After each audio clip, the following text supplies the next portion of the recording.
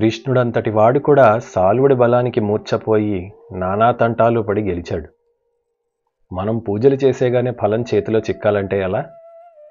మంచివాడికైనా చెడ్డవాడికైనా ఎవడు చేసుకున్న కర్మకి తపస్సుకి తగ్గ ఫలాన్ని బలాన్ని వాడు సంపాదించుకుంటాడు.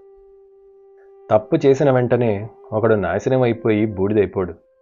కంటికి కనబడని ఎన్నో కర్మల సమాహారమే మనిషి జీవితం. Welcome to gossip tree Mahabharatam. Vyasa Mahabharatam ఆధారంగా చెప్పుకుంటున్న అరణ్య పర్వ కథలోకి స్వాగతం.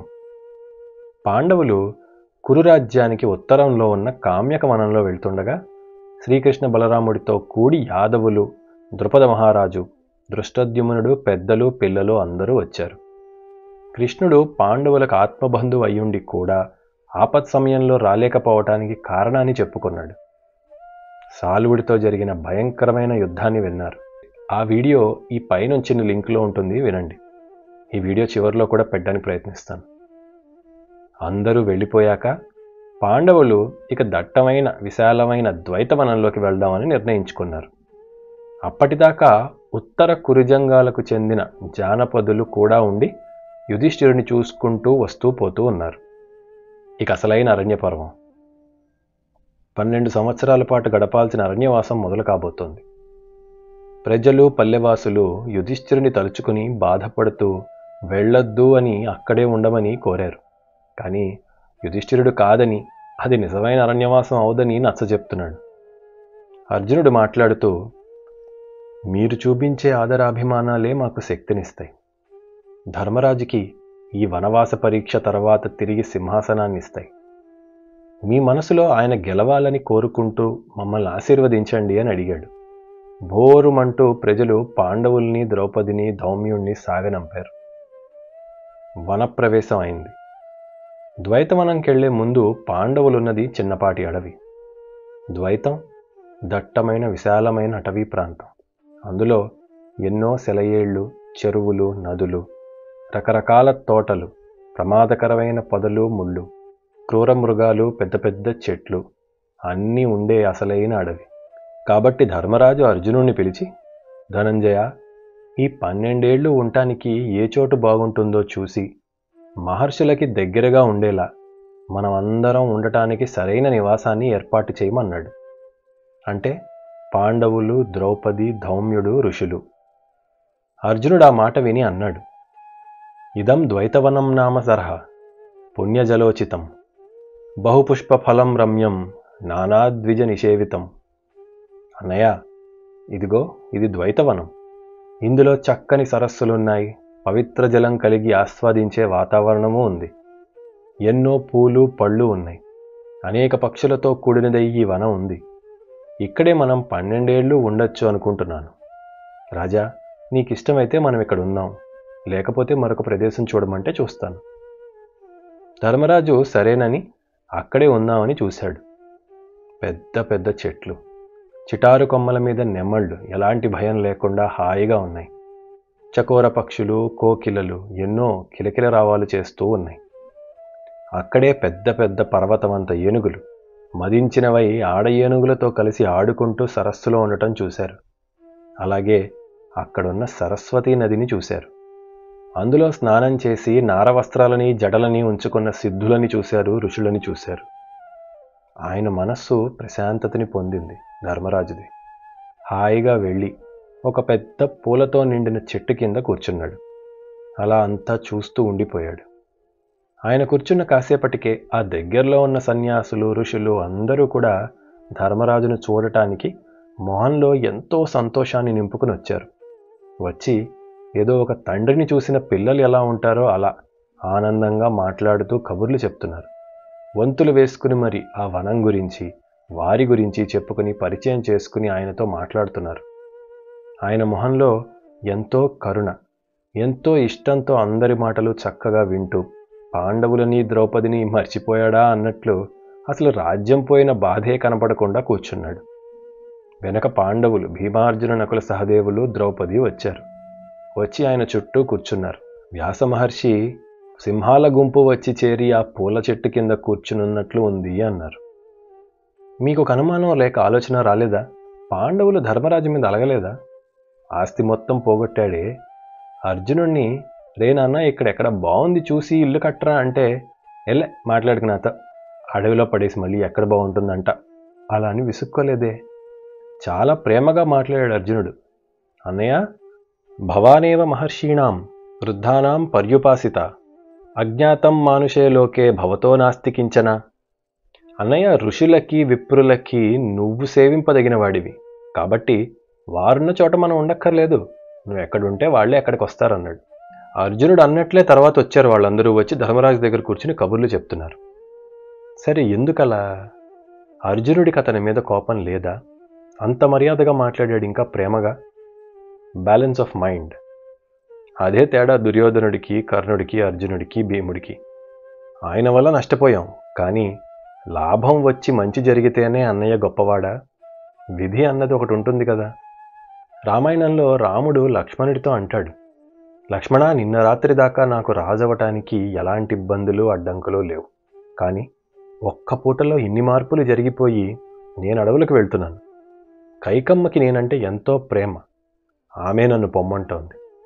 నా తండ్రికి నేనంటే ప్రాణం, కానీ ఇచ్చిన మాట కోసం నలిగిపోతున్నాడు. ఇందులో ఏదీ కూడా సాధారణంగా జరిగేది కాదు. అలాగని మనం అనుకున్నదే జరిగితే విధి అంటూ ఏముంటుంది? ఇంకా విధి బలమైనది, కాలం బలమైనది, దైవం బలమైనది, దానికి ఎవరైనా తలవంచాలి అంటాడు. అది పాండవులు, ద్రౌపది అర్థం చేసుకున్నారు. వారి అవమానాలు, బాధలు ఉంటాయి, కానీ తర్వాత బయటకు వస్తాయి. ద్రౌపది తినేస్తుంది, ఆయన కంగారు పడద్దు. పాండవులు ఎవరి బుద్ధి బలానికి తగ్గట్లు వారు వీలైనంత బ్యాలెన్స్డ్గానే ఉంటారు. ఎందుకంటే అన్నీ బాగున్నప్పుడే మనవాడు, తేడా రాగానే పరాయివాడు, పనికిరానివాడు అనేలా ఉండరు వాళ్ళు. ఉండకూడదు కూడా ఎవరూ కూడా. అది కాదు కదా బుద్ధి బలం అంటే. అలా ఉంటే స్వార్థం అవుతుంది. అది అవసరం కోసం బంధాలు అలానే ఉంటాయి. వీళ్ళు అలాంటి వాళ్ళు కాదు కదా, అందుకని ఊరుకుంటారు. ప్రతి చోట ప్రతి పూట నస పెట్టరు. కాబట్టి పాండవులు అలా ఉండగా సరస్వతీ నదీ తీరంలోండి మంచి ఫలాలతో, పూలతో ఆయన ధర్మరాజు అక్కడున్న ఋషులందరినీ హాయిగా చూసుకుంటున్నాడు. ఋషులకి, సన్యాసులకి సేవ చేసుకోవడం అన్నది ఈయన ఫేవరెట్ హాబీ అనమాట. వాళ్ళకి పళ్ళిచ్చి, వాళ్ళు చెప్పే మంచి కథల్ని, ధర్మాలని, ఫిలాసఫీలని, సైకాలజీలని అన్నీ వింటూ హాయిగా ఉన్నాడు ఆయన. చాలా ఆయన కవి. కిరీటం పెట్టుకుని చేసిన, కషాయం కట్టుకుని చేసిన అదే ఇష్టం ఆయనకి. అంటే ధర్మరాజు క్యారెక్టర్ ఎప్పటికప్పుడు జ్ఞానాన్ని, నాలెడ్జ్ని ఇంకా ఇంకా పెంచుకుంటూ ఉంటాడు. ఒకనాడు మార్కండేయ మహర్షి అక్కడికి వచ్చారు. ఆ మార్కండేయ మహర్షి దూరం నుండి వస్తూ తమ్ముళ్లతో ఉన్న ధర్మరాజుని, ద్రౌపదిని చూశాడు. రామచంద్రమూర్తి గుర్తొచ్చి నవ్వుకున్నాడు అని ఉంది. ఆయన కల్పాంతరాలని దాటున్న మహర్షి, రామాయణ కాలంలో వారిని కలిశాడు. ఆ జ్ఞాపకం వచ్చింది ఆయనకి. ఈ ధర్మం పట్టుకునే అడవుల పాలైన బ్యాచ్ కదా, నవ్వుకుంటూ వచ్చాడు. ఆయన చూడగానే అందరూ త్వరగా లేచి ఆయనకి ఆతిథ్యం ఇచ్చి గొప్పగా పూజ చేసి కూర్చోబెట్టారు. అప్పుడు యుధిష్ఠిరుడు ఒక ప్రశ్న వేశాడు. మహానుభావ, ఇక్కడున్న వాళ్ళందరూ నన్ను చూసి జాలిపడి కరుణతో ప్రేమగా చూస్తున్నారు. నువ్వొక్కడివే నన్ను చూడగానే మహా ఆనందంతో నవ్వుకుంటూ వచ్చావు. అది ఏమిటో ఎందుకో నాకు చెప్తావా అని అడిగాడు. దానికి మార్కండేయుడు, నాయనా, నిన్ను చూసి నేను ఆనందించలేదు, నవ్వలేదు. ఆనందం అనే గర్వం నన్ను ఏనాడూ తాకదు. ఈ లైన్ చూడండి. ఆనందము, బాధ అన్నీ కూడా గర్వాలే. నాకు ఇది ఉంటే అన్నది ఆనందం, అది లేకపోతే అంటే బాధ. అవి నాకు లేవు అంటున్నాడు మార్కండేయుడు. మారిపోయే స్టేట్ ఆఫ్ మైండ్ ఉన్నవాడికి ఉంటుంది ఆనందము, బాధ. మార్కండేయ మహర్షికి కాదు. అందుకని అలా నవ్వలేదు నాయన నేను చూసి. దశరథ నందనుడు రాముడు గుర్తొచ్చాడు. అతను కూడా తండ్రి మాటకి తమ్ముడితో, భార్యతో కలిసి ఇలాగే వనవాసానికి వచ్చినప్పుడు నేను కలిశాను అని తలుచుకున్నాను. అలా అని చుట్టూ తమ్ముళ్ళని, ఆ మహాబలశాలి అయిన ధర్మరాజుని చూశాడు. యుధిష్ఠిరా, ఆ రాముడు ఇంద్రుడితో సమానమైన బలం ఉన్నవాడు. ఎందరో గొప్ప గొప్ప రాక్షసుల్ని సంహరించాడు. కానీ అంత బలం ఉన్నవాడు అధర్మానికి పోలేదు. నాభాగుడు, భగీరథుడు, అంతకుముందు రాజులు ఎంత బలం ఉన్నా సత్యాన్ని, ధర్మాన్ని పట్టుకునే గెలిచారు. బలం ఉంది కదా అని అధర్మం చేయలేదు. కాశీకి, కరుష దేశానికి రాజు అలర్కుడు. అతను అవసరమొచ్చి మొత్తం రాజ్యాన్ని సంపదని త్యాగం చేసి వెళ్ళిపోయాడు తప్ప బలం ఉంది కదా అని అధర్మం చేయలేదు.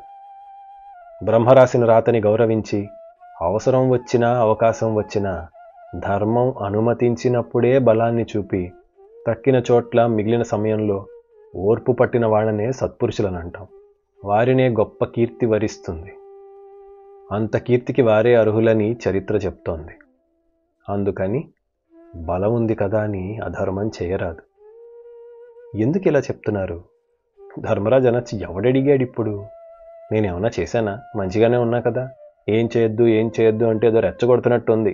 అసలే అదోలా ఉంటే నేను అలా ఆలోచించే మనిషి కాదు కదా. లాజికల్గా ఆలోచించండి, ఆయన ఎందుకలా చెప్పుంటాడు? మార్కండేయ మహర్షి ఆర్ ఎనీ గొప్ప ఋషి ఆర్ పెద్దవాళ్ళు, వాళ్ళకి వాళ్ళ తపస్సు వల్ల వాళ్ళ పనులు ఉన్నాయి. అందులో కాస్త విలువైన సమయాన్ని తీసి ధర్మరాజు దగ్గరికి వచ్చి ఇలాంటివి చెప్తున్నారు. ఎందుకు? కష్టంలో ఉన్నవాడికి జాలినిస్తే ఎంటైటిల్డ్ ఫీల్ అవుతాడు. అవును, నేను కష్టంలో ఉన్నాను, చూడు అందరూ కూడా అదే అంటున్నారు అనుకుంటాడు. సెల్ఫ్ పిటీ, సెల్ఫ్ సింపతి పెరిగి ఏమవుతుంది? తాను పాటించాల్సిన ధర్మం కంటే లోకం తనకేదో బాకీ ఉందనుకుని తప్పు చేయటానికి ధైర్యం వస్తుంది. మార్క్ ట్వైన్ ఒక అద్భుతమైన మాట అంటాడు, ఈ ప్రపంచం నీకేమిచ్చిందని అడక్కు, నీకంటే ముందు ప్రపంచం ఉంది ఇక్కడ అంటాడు. మన మీద మనకి జాలి రావటం కష్టాల్లో ఉన్నప్పుడు చాలా తేలిక. అందులోన బలం ఉన్నవాడికి ఇంకాస్త తొందరగా వస్తుంది. కష్టంలో ఉన్నవాడికి జాలి మరీ ఎక్కువ అనిపిస్తే అదే, అవును నీకు కష్టం ఉంది, కానీ అంతకన్నా బలం కూడా ఉంది నీకు, వెళ్ళి తేల్చుకో అంటుంది. కష్టానికి కృంగిపోయి చెయ్యకూడని పని చెయ్యకూడదు.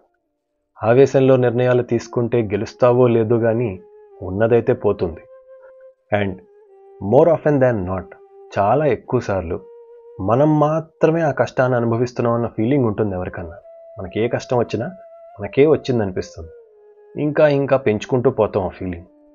అందుకే రామాయణ మహాభారతాల్లో కూడా చూడండి, సరిగ్గా చదివి అర్థం చేసుకుని అనుభవిస్తే మీ జీవితంలో పడినవి పడనివి అన్ని కష్టాలు వేరు, వాళ్ళు పడే కష్టాలే వేరు. అవి చదివినప్పుడు సరే వాళ్ళు పడిన కష్టాల ముందు నాది చిన్నపాటిదిలే అనుకుంటాం. ఇప్పుడు నిజంగా వాళ్ళ ప్లేస్లో మనం ఉండి ఆలోచిస్తే, అదంతా చరిత్ర అని నమ్మితే, నిజంగా జరిగిందంటే, ఏదో పుక్కిట పురాణం అంటే మనకి పెద్ద పట్టదులే, కానీ మనకి ముందు బతికిన వాళ్ళ కష్టాలు వింటే అబ్బా కష్టాల కంటే నాకు పర్లేదులే అని ఒక సాంత్వన దొరుకుతుంది మనకి. అవే కాదు, గొప్పవాళ్ళ కష్టాలు ఏదైనా అంతే కదండి. వాళ్ళు ఇంత కష్టాన్ని తట్టుకున్నారు, సరే నా లిమిట్ కూడా ఇంకా ఉండుంటుంది, అయితే ఇంకొంచెం భరించగలనైతే అని ఆ పాటి బలము ఓర్పు వస్తుంది. ఇక్కడ అరణ్య పర్వంలో కూడా ధర్మరాజు పాండవులు వాళ్ళకి జరిగింది ఇలాంటి అన్యాయం కాదు కదా ద్రౌపదీదేవికి. అండ్ తమ్ముళ్ళకి ధర్మరాజుకున్నంత ఓర్పు లేదు. ద్రౌపదికి అందరికన్నా కోపం ఎక్కువ. ఆడమనిషి, ఎమోషనల్గా చాలా ఎఫెక్ట్ అయింది. ఆవిడ జరిగిన అవమానం వీళ్ళకేం జరగలేదు కదా, సో అందరికంటే ఎక్కువ కోపం బాధ ఆవిడకు ఉంటుంది. కానీ నిర్ణయం ధర్మరాజుది, అందుకని వీళ్ళందరూ ఆయన ఇన్ఫ్లుయెన్స్ చేస్తారు. ఆయన విని సరే నిజమే పదహే తేల్చుకుందాం అంటే ఎంత తప్పైపోతుంది. అది జరగకుండా ఒక మంచివాడు పొరపాటు చేయకుండా, ఒక మంచివాడు తప్పుదారిలో వెళ్లకుండా, చెడ్డవాడు ఎలాగూ చేస్తూ పోయాడు, వాడు చెప్పినా వినట్లా, మొన్నే చూసాం కదా. మంచివాడికి చెప్తే వాడన్నా బాగుపడతాడని ప్రయత్నిస్తారు. అందుకని ఎంతెంత ఋషులు వాళ్ళ సమయాన్ని, విలువైన తపస్సమయాన్ని తీసి ఇలా వచ్చి చెప్తా ఉంటారు. ఎందుకంటే పాండవులకి నిజంగా యుద్ధమే జరిగితే గెలిచే శక్తి ఉందా? ఇంత తపస్సు అస్త్రాలు ఉన్నాక కూడా, కృష్ణుడు ఉండి కూడా చివరికి నానా తంటాలు పడి గెలిచారు. అంత తేలిక కాదు. శత్రువు మరీ బలమైన వాడు. నిజానికి భీష్మ ద్రోణులు ఇద్దరు చాలు అలా నిలబడిపోయారు కదా. కాబట్టి పనిగట్టుకుని పెద్దలందరూ చదివే చెప్తున్నారు, వాళ్ళేమీ 12 ఏళ్ళు పాండవులతో ఉండేవాళ్ళు కాదు కదా. కాబట్టి ఎవరికి ఎప్పుడు వీలైతే అప్పుడు వారి వంతు అడ్వైజ్ అలా విసిరేసి వెళ్తున్నారు. గుర్తుండిపోయేలాగా మంచిగా చెప్పి వెళ్తున్నారు. వినే అలవాటు బుద్ధి ఉంది కాబట్టి యుధిష్ఠిరుడికి ఎప్పుడు చెప్పినా గుర్తుపెట్టుకుంటాడు. ముఖ్యంగా ధర్మరాజు రాజు, ఆయన చేసే పని పట్ల చరిత్రపై ఇంకా ఎక్కువ ప్రభావం ఉంటుంది. సమాజంలో కోపరాంగానే, అన్యాయం జరగగానే కట్టలు తెంచుకుని గొడవలకి వెళితే గొడవ పడేవాళ్ళు కాదు, ఆ చుట్టూ ఉన్న సమాజం కూడా నష్టపోతుంది. మార్కండేయ మహర్షి రాముడి గురించి మిగతా రాజుల గురించి చెప్తూ అదే అంటున్నాడు. రాముడికి దశరథుని కాదని రాజ్యం తీసుకోవడం పెద్ద పని కాదు. రామాయణంలో వినండి, దశరథుడే అంటాడు, రామ నన్ను జైల్లో పడేసి నువ్వు హాయిగా రాజవ్వు, నేను కింద జైల్లో ఉంటా, అప్పుడప్పుడు వచ్చి చూసి వెళ్తూ ఉండి చాలు నాకు అంటాడు. రాముడు చేయడలాగా. ఎంతమంది రాక్షసుల్ని చంపిన వాడు తన రాజ్యం తీసుకోలేడా? అలా కాదు, బలం ఉంది కదా అని అధర్మం చేయకూడదు అంటున్నాడు. ధాత్రా విదిర్యో విహితః పురాణః తం పూజయంతో నరవర్య సంతః సప్తర్షయః పార్థః దివి ప్రభాంతి నేసే బలస్యేతి చరే అధర్మం. బ్రహ్మ రాసిన రాతని గౌరవించాలి, పురుష ప్రయత్నము చేయాలి. కానీ అది జరగనప్పుడు, అనుకోని విధంగా అయినప్పుడు, సరే నా బాట వేరేలా పరిచాడు అనుకుని నడవాలి. ఆగిపోకూడదు, ఆవేశపడకూడదు. అదే బుద్ధిమంతుల లక్షణం. ధర్మరాజా, పర్వతమంత ఏనుగులు కూడా బ్రహ్మ ఆజ్ఞని పాటిస్తాయి. బలముంది కదా అని అన్నిటినీ తొక్కి చంపేవు కదా. ధర్మరాజా, నువ్వు నీ బలం చేత గుణం చేత ఎంతో కీర్తిని గణించావు. సూర్యుడిలా వెలిగిపోయే కీర్తిని ఇది. అంత బలము కీర్తి ఉన్నాయని ఒప్పుకున్న పందాన్ని వదలకు సుమా. అదే కీర్తి ఇంకాస్త పెరిగేలా ఈ వనవాసాన్ని పూర్తి చేసి నీ రాజ్యలక్ష్మిని మళ్ళీ పొందమని చెప్పాడు.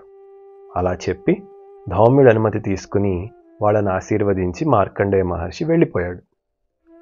ఎందుకంటే ఆయనకు అక్కడే ఉండి ఓదార్చే పని అవసరం ఏం లేదు. కేవలం ఒక మంచివాడు మంచిగా ఉండి గెలవటం అన్న ఋషులకి ప్రీతి. అందుకని ఒక మంచి గైడెన్స్ లాగా మాట చెప్పి వెళ్ళిపోయాడు. అండ్ మీరు ఒకటి గుర్తుపెట్టుకోండి, ఇవి మనం చెప్పుకున్నంత సాధారణంగా ఉండవు మాటలు. మార్కండేయ మహర్షి వచ్చి చెప్పాడంటే ఆ తేజస్సు, ఆ ఆరా, ఆ ప్రభావం చాలా ఇన్ఫైనైట్ టైమ్స్ ఎక్కువ ఉంటుంది. ఇంకా 1000 రెట్లు 1,00,000 రెట్లు ఎక్కువ ఉంటుంది ఇంకా ఆ ప్రభావం. సరే, కొంతకాలం గడిచింది. ధర్మరాజు పాండవులు అక్కడ ఉండటం వల్ల ఆ ద్వైతవనం బ్రాహ్మణులతో నిండిపోయింది. సో ధర్మరాజు కాలం నిజానికి అంతఃపురంలో కిరీటం ధరించి కాకపోయినా హాయిగా బ్రతికేస్తున్నాడు. కానీ ద్రౌపది పాపం అలా బతకలేదు కదండి.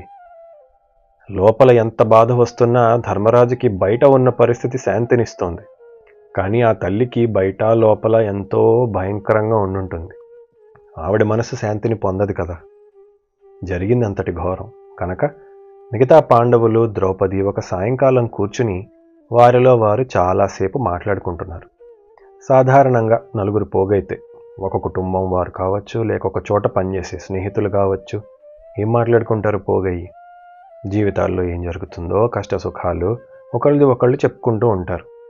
ఇక్కడ అందరిది ఒకటే కష్టం. సో గాసిప్ చేసుకుంటున్నారు, మనం చేసుకుంటున్నట్లే. వ్యాస మహాభారతంలోని ఇలాంటి గాసిపులు మీకు నచ్చినట్టయితే ఏం చేయాలో తెలుసు కదా, తప్పకుండా చేసేయండి. పాండవులు, ద్రౌపది అందరూ అదే పనిలో ఉండగా వారి మనస్సుల్లో ఉన్న విషయాన్ని అంతా ఒకరితో ఒకళ్ళు చెప్పుకుంటున్నారు. అండ్ సహజంగా ఆడవాళ్ళకి ఎమోషన్ ఎక్కువ. భర్తలని ఆవిడ రెచ్చగొడుతోంది, మోటివేట్ చేస్తోంది. సాధారణంగా అలా రెచ్చగొట్టడం మంచిది కాదు, కానీ కరెక్ట్ టైంలో అలా చేయడం తప్పేం లేదు. ఆవిడ అలా మాట్లాడుతూ అంది, ప్రియా చ దర్శనీయా చ పండితా చ పతివ్రత అధః కృష్ణా ధర్మరాజం ఇదం వచనమబ్రవీత్. మహర్షి వ్యాస మహర్షి భలే అన్నారు.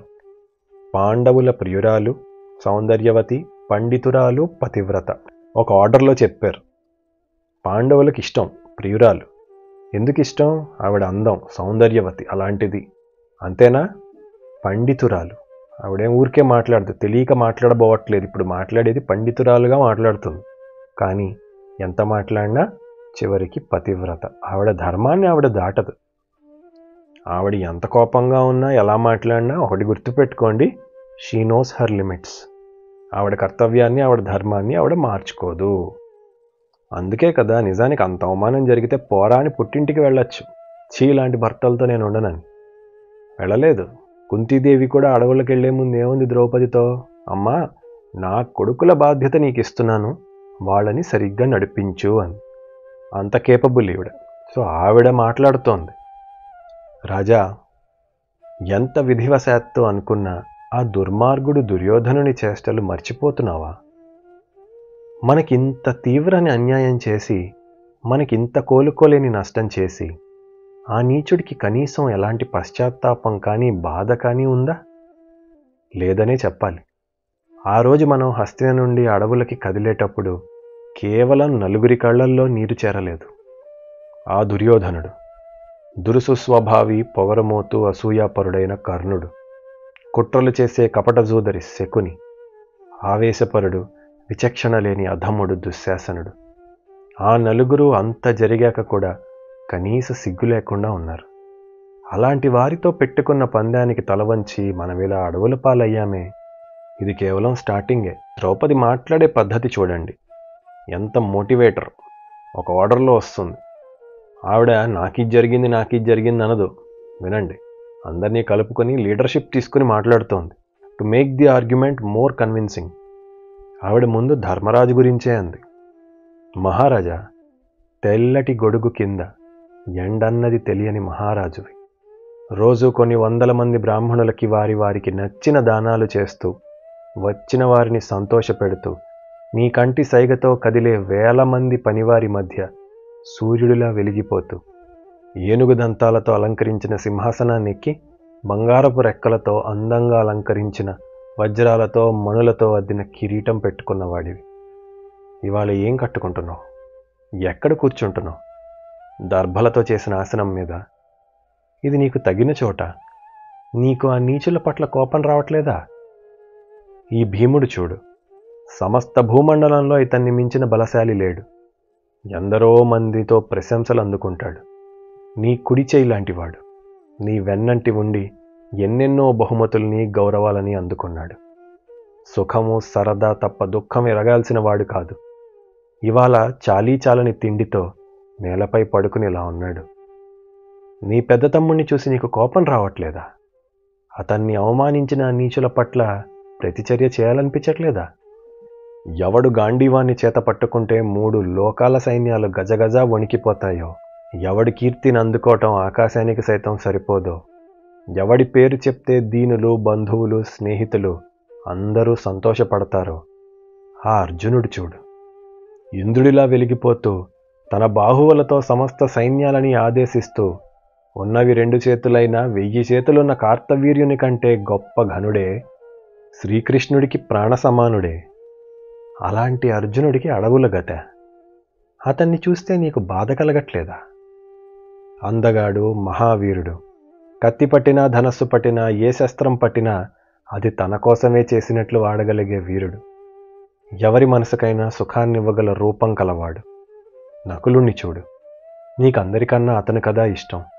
అతన్ని చూసిన కోపం రావట్లేదా? చిన్నవాడైనా మహాపండితుడు, మహారూపవంతుడు, అందగాడు. నీ సేవలో పగలు రాత్రి తెలియక నువ్వంటే మహాప్రేమతో ఉంటాడు. మీ అమ్మ కుంతికి ఎంతో ప్రీతినిచ్చేవాడు. సహదేవుడు. పోనీ అతన్ని చూడు. ఏ ధర్మరాజా, వీరిని చూస్తుంటే ఇదంతా ఆ దుర్మార్గుల వల్ల కదా అనిపించట్లేదా? ఇక నన్ను చూడు. ద్రుపద మహారాజు కూతుర్ని యాజ్ఞసేనిని. నోరు మూసుకుని పతివ్రతలా మీ పట్ల ప్రేమ గౌరవంతో, ఈ విరబోసిన జుట్టుతో అంతఃపురంలో 1000 మంది దాసీజనానికి రాణినై, నీ రాజ్యానికి మహారాణినై ఉండాల్సిన దాన్నయ్యా. నా అవస్థ చూడు. హే రాజా, నన్ను చూసి కూడా నీకు జాలి కలగట్లేదా? వారిపై కోపం రావట్లేదా? ఎలా ఉంటున్నావయ్యా ఇలాగా అని ఇంత దీనంగా చెప్పి అందరి తరపున అడిగిందొక మాట. అడిగి అప్పుడు ఒక బలమైన పదునైన మాట అంది. ఏన దర్శయతే తేజ క్షత్రియ కాల ఆగతే సర్వభూతాని తం పార్థ సదా పరిభవంత్యుత. ఇంతకాలం అంటే ఓర్పు పట్టావు. ఇంత జరిగాక కూడా ఓర్పేనా? ఎవరైతే సమయం వచ్చినప్పుడు కూడా పరాక్రమాన్ని చూపకుండా చేయాల్సింది చేయడో, అలాంటి వాడిని అన్ని ప్రాణులు కూడా తిరస్కరిస్తాయి, వదిలేస్తాయి అంటోంది. అంటే చెప్పకుండా వాళ్ళందరి ఫీలింగ్స్ చెప్పింది ఆవిడ. విన్నాడు ధర్మరాజు, అన్నీ విన్నాడు. ఏం చేస్తాడు? ఇది ఇంకా మొదటి సంవత్సరం, మొదటి నెల. ఫ్రెష్గా ఉంది కోపం, దుఃఖం. 12 ఏళ్ళు ఉంది ఇంకా. అందుకే మరి అంతమంది ఋషులు వచ్చి చెప్తారు, బాబు నీకుంది ముందుంది ముసళ్ళ పండగ, ఇది ఫస్ట్ సిట్టింగే అని ఎవరికి వాళ్ళు వచ్చి మోటివేట్ ఎందుకు చేస్తున్నారు? ఇలాగే అందరూ రెచ్చగొడుతుంటారు. ఎంత కష్టం అది అలా నిలదొక్కుని ఉండటం. ఇంకా అవలేదు. ఆవిడ చెప్తూ ఒక కథ చెప్పింది. ప్రహ్లాద బలి సంవాదం. బలిచక్రవర్తికి తాతగారు ప్రహ్లాదుడు, వాళ్ళ సంవాదం. చెప్పారు కదా, ఆవిడ పండితురాలు, సో చెప్పింది. ఈ కథ చాలా జాగ్రత్తగా వినండి, అత్యద్భుతంగా ఉంటుంది, పురాణ కథ. ఒకసారి బలిచక్రవర్తి తన తాతగారైన ప్రహ్లాదుని దగ్గరికి వెళ్ళాడు. పితామహుడు, తండ్రికి తండ్రి, నరసింహావతారంలోని ప్రహ్లాదుడే ఆయన. ఓకే, ఆయన దగ్గరికి వెళ్ళి బలిచక్రవర్తి అన్నాడు, తాతగారు, నాకు ఒక ప్రశ్న ఉంది, ఎప్పుడూ దానికి సమాధానం దొరకట్లేదు, దొరికినా మళ్ళీ ఎందుకో అయోమయంలో పడిపోతున్నా, కాబట్టి మీరు దాని గురించి ఏది చెప్తే అది కళ్ళు మూసుకుని చేస్తానని ప్రశ్నించాడు. ప్రహ్లాదుడు చాలా తెలివైనవాడు, ధర్మరహస్యాలన్నీ తెలిసినవాడు. అందుకని ఆయన అడిగాడు, క్షమా స్విచ్ఛ్రేయసి తాత ఉతాహో తేజ ఇత్యుత ఏతన్మే సంశయం తాత యథావద్ బ్రూహి పృచ్ఛతే. తాతగారు, సహనం గొప్పదా పరాక్రమం గొప్పదా? రెంటిలో ఏది గొప్పది? దేన్ని ఎక్కువ పట్టుకోవాలి లేక దేన్ని ఎక్కువ వదిలేయాలని అడిగాడు. న శ్రేయః సతతం తేజః న నిత్యం శ్రేయసీ క్షమా ఇతి తాత విజానీహి ద్వయమేతద సంశయం. దానికి ప్రహ్లాదుడు సమాధానమిస్తూ, నాయన, ఎల్లప్పుడూ పరాక్రమమో లేక ఎల్లప్పుడూ సహనమో మంచిది కాదు, ఏది ఎప్పుడు ఉండాలో తెలుసుకోవడమే గొప్ప విద్య. ముందు ఎప్పుడు సహనం లేనివాడి పరిస్థితి ఎలాంటి పరిస్థితో చెప్తాను విను. అంటే ఎప్పుడు కోపంగానే ఉండి అస్సలు సహనమే లేనివాడి పరిస్థితి ఏంటో చెప్తున్నాడు. అస్థానే యది వాస్థానే సతతం రజసావృత క్రుద్ధో దండాన్ ప్రణయతి వివిధాన్ స్వేన తేజస. ఎప్పుడూ కోపం, ఎప్పుడూ ఆవేశం ఉండేవాడు, ఎప్పుడూ ఒకరిని గెలుద్దాం అనుకునేవాడు, బుద్ధితో సరైన విచారణ చేయకుండానే పనులన్నీ చేసి తన వారిని తానే దండిస్తాడు. అతను సొంతవారు, బంధువులు, స్నేహితులు వీళ్లపైనే ప్రతాపం చూపించి ద్వేషాన్ని పోగేసుకుంటాడు. నిందని, అవమానాన్ని, ద్వేషాన్ని, శత్రువుల్ని ఒకదాని వెనక ఒకదాన్ని అన్నిటినీ పొందుతాడు. ఎప్పుడూ కోపంతో ఉండేవాడు తన కోపం వల్లనే ఒక్కొక్కటి పోగొట్టుకుంటూ చివరికి తానే చనిపోతాడు. కోపంతో మాట్లాడి అందరికీ చీకాకు, ఆవేశం కలిగించేవాడిలో జనం కూడా ఎప్పుడూ ఏదో ఒక లోపం చూసి దూరం అయిపోతారు. అలాగని ఎప్పుడూ సహనంగా ఉండేవాడికి ఎలాంటి సుఖమూ ఉండదు. అతన్ని ఎవరూ గౌరవించరు, ఎవరూ లెక్క చేయరు. తన సేవకులే తనని ఎగతాళి చేసి లెక్క చేయటం మానేస్తారు. మహాపండితులు కూడా నిత్యం సహనంగా ఉండటాన్ని విడిచిపెడతారు. ఎందుకంటే అలాంటి వాడి దగ్గర చివరికి సేవకులే ధనాన్ని దర్జాగా లాక్కుంటారు. వారిని ఆజ్ఞాపించిన ఎలాంటి పనులు చేయరు. అతని స్నేహితులు, బంధువులు చులకనగా చూస్తారు, చేతగాని వాడంటారు. అతనితో నోటికొచ్చినట్లు మాట్లాడి అవమానిస్తారు. అతనేం చేయలేడు కదా. అలాంటి వాడి భార్య, పిల్లలకు కూడా అతని వల్ల పెద్ద విలువ ఉండదు. అతని భార్యని హేళన చేసి చూస్తారు. ఎప్పుడూ సహనంగా ఉన్నవాడికి నిజానికి ఎప్పుడూ మనశ్శాంతి ఉండదు. ఇది ప్రహ్లాదుడు బలిచక్రవర్తికి చెప్పాడని చెప్తోంది ద్రౌపది. అప్పుడు బలి అన్నాడు, మరి ఎప్పుడు ఎలా ఉండాలి తాత? అదే నిజమైన సామర్థ్యం అయి. మహనీయులు చెప్పిన మాటలను ఆధారంగా చేసుకుని ఎట్టి పరిస్థితుల్లో సహనంగానే ఉండాల్సిన కొన్ని సందర్భాలు చెప్తా విను. పూర్వోపకారి యస్తే స్యాత్ అపరాధే గరీయసి ఉపకారేణ తత్తస్య చంతవ్యం అపరాధినః. ఒకప్పుడు నీకు మంచిగా సహకారం చేసినవాడు ఏదన్నా అపరాధం నీ పట్ల చేస్తే వాడిని క్షమించవచ్చు. అలాంటి వారి పట్ల సహనం ఉండాలి. ఒకప్పుడు నీతో మంచిగా ఉన్నవాడి పట్ల కాస్త సహనంగా ఉండాలి. ఏమీ తెలియక పొరపాటుగా తప్పు చేసిన వారిని వెంటనే క్షమించేయాలి. అందరికీ అన్నీ తెలియవు కదా. అలాగే ఎట్టి పరిస్థితుల్లో క్షమించకూడని వాళ్ళ గురించి కూడా చెప్తాను వినమన్నాడు. అధచ్చేద్ బుద్ధిజం కృత్వా బ్రూజస్తే తదబుద్ధిజం పాపాన్ స్వల్పేపి తాన్ హన్యాదపరాధే తదాన్రుజూన్. కావాలని అపరాధం చేసి ఆ పైన నాకు తెలియక చేశానని బుకాయించేవాణ్ణి మాత్రం అస్సలు క్షమించకు. దానివల్ల సమాజం చెడిపోతుంది. అలాంటి వారిని చాలా చురుకుగా గుర్తుపట్టి దండించు. ఇవాల్టి సమాజంలో ఈ రెండో కేటగిరీ వాళ్ళు ఎంత పర్సెంటేజ్ ఉన్నారు కామెంట్స్లో చెప్పండి కుదిరితే. చూడు బలి, ఏది చేసినా కూడా ఒక పద్ధతిలో చేయాలి. సామదాన భేద దండోపాయాలని వాడాలి. అన్నిటికన్నా సామం మంచి పద్ధతి, కానీ అది పని చేయకపోతే వేరే వాటిని ఆశ్రయించాలి. ఏది ఎంత అవసరమో అంత చేయాలని చెప్పాడు. ఈ కథ చెప్పింది ద్రౌపది. చెప్పి, మహారాజా, ఆ దుర్యోధనాదులు ఏనాడో సహనానికి అర్హతని కోల్పోయారు. కాబట్టి ఇకనైనా నీవు విలువలేని నీ సహనాన్ని వీడి చేయాల్సింది చేయవయ్యా, పరాక్రమాన్ని చూపించమని చెప్పింది. విన్నాడు ధర్మరాజు, అంతా విన్నాడు. విని మరి సమాధానం ఇవ్వాలి కదా.